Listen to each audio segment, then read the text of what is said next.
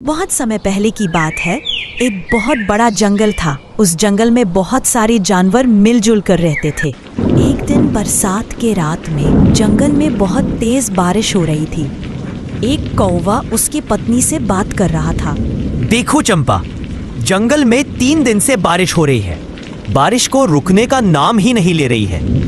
अब तो इस बारिश को बंद हो जाना चाहिए। तुम सही कह रहे हो। लगातार हो रही बारिश से सभी जानवर बहुत परेशान हैं और चिंतित भी। तुम बैठो, मैं जंगल का एक चक्कर लगा कर आता हूँ। इतना बोलकर कौवा बाहर चला गया। बारिश में भीगते हुए वह उड़ने लगा। थोड़ी दूर जाने के बाद वह एक पेड़ के डाल पर बैठ गया। तभी उसकी नजर एक बकरी के बच्चे पर पड़ी। वह बारिश में भीगता हुआ कांप रहा था। अरे ये बकरी का बच्चा तो ठंड में कांप रहा है। लगता है ये अपने घर का रास्ता भूल गया है। मुझे इस बच्चे की मदद करनी होगी। इतना कहते ही तभी उसकी नजर थोड़ी दूर खड़े हुए एक पेड़ के पीछे छुपा हुए एक तेंदुए पर पड़ी। उसे देखकर कौवा सोचने लगा, अरे ये तेंदुआ तो इस जंगल का नहीं लगता। ये तो किसी दूसरे जंगल का लगता है।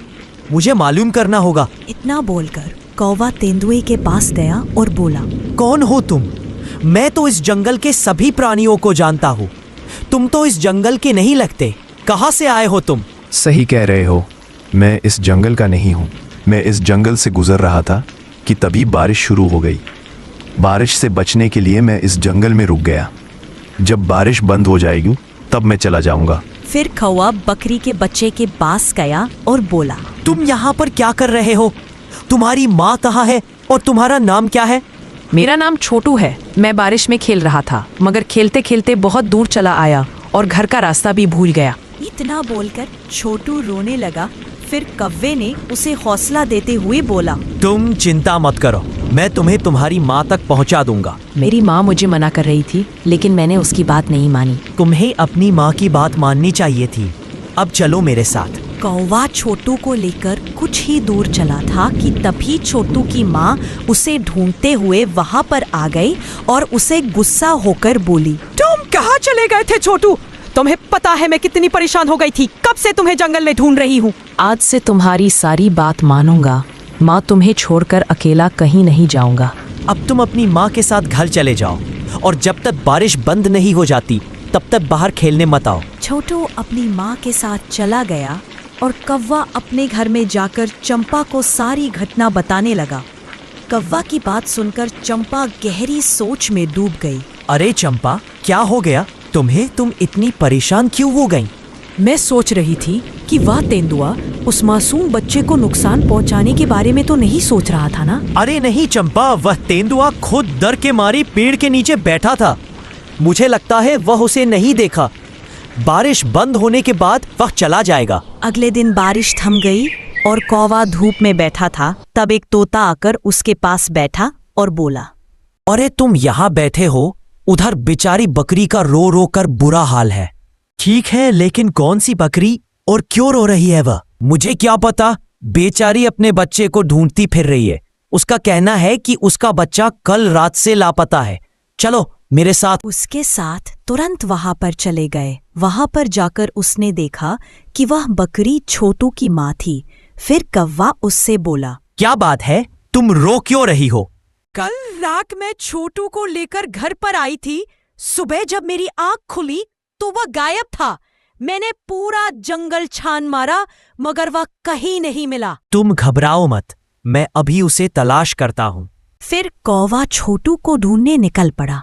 कुछ दूर जाने के बाद एक पेड़ के नीचे वही तेंदुआ नजर आया जो बड़ी आराम से बैठा था। कौवा उसके पास जाकर बोला, तेंदुआ भाई, तुमने एक बकरी के बच्चे को कहीं पर देखा है? वही बकरी का बच्चा जो कल बारिश में भीग रहा था। मैंने किसी बकरी के बच्चे को नहीं देखा। मैं तो कब से यहाँ पर बैठा हूँ।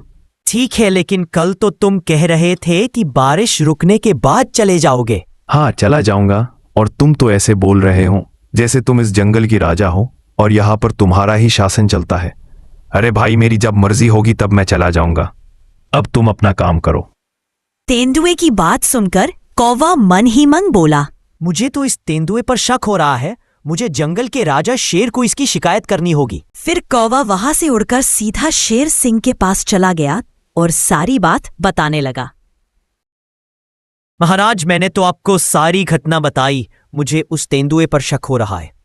कौवे की बात सुनकर शेर महाराज ने क्रोधित होकर बोला, इसका मतलब वो तेंदुआ सही बोल रहा था। तू हमेशा जंगल के प्राणियों के खिलाफ मेरे कान भरता रहता है। यह आपको क्या हो गया महाराज? मैंने जो देखा वही आपको बताया। तभी कौवे ने देखा कि तेंदुआ छोटू को साथ लेकर गुफा के अंदर आया। कौवा आश्चर्यचकित होकर इस दृश्य को देखने लगा।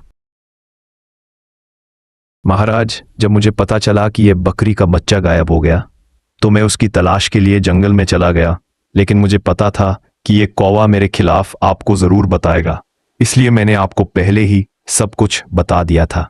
महाराज, इस कौवे के कारण ही दूसरे जंगल का कोई भी प्राणी आपके जंगल में नहीं आते। कौवे, तुम तो कह रहे थे कि यह तेंदुआ बकरी के बच्चे को मार डाला, मगर तेंदुए ने तो इसे सही सलामत ढूंढ कर लाया। तुम्हें अब सजा मिलेगी। इतना बोलकर शेर महाराज ने कौवे को एक पिंजरे में बंद कर दिया और तेंदुए की ओर देखकर बोला, तुम्हारी जब तक मर्जी हो तुम यहाँ पर रह सकते हो, तुम्हें कोई परेशान नहीं करेगा।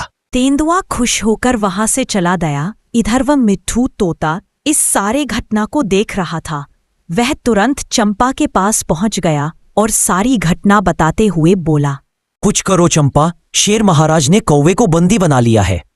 जब कौवे ने मुझे बताया था कि वो तेंदुआ पेड़ के नीचे खड़ा उस बकरी के बच्चे को देख रहा था, मुझे तभी कुछ ना कुछ गड़बड़ लग रही थी। जो भी हो, लेकिन तुम कुछ भी करके कौवे को पिंजरे से बाहर निकालो। अभी हम कुछ नहीं करेंगे। हमें पता लगाना होगा कि आखिर उसके दिमाग में क्या चल रहा है, कौन सा मकसद लेकर इस जंगल में आया है। उस दिन से दोनों ने तेंदुए पर नजर रखने लगे।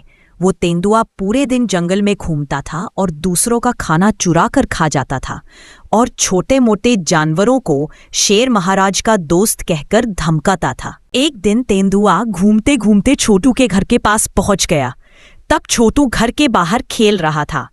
तेंदुआ उसे लालच भरी नजरों से देखने लगा, लेकिन वह नहीं जानता था कि चंपा उस पर नजर रख रही है। तब चंपा ने तोते को बोला, तुम जल्दी महाराज के पास जाओ और उन्हें बुलाकर लाओ।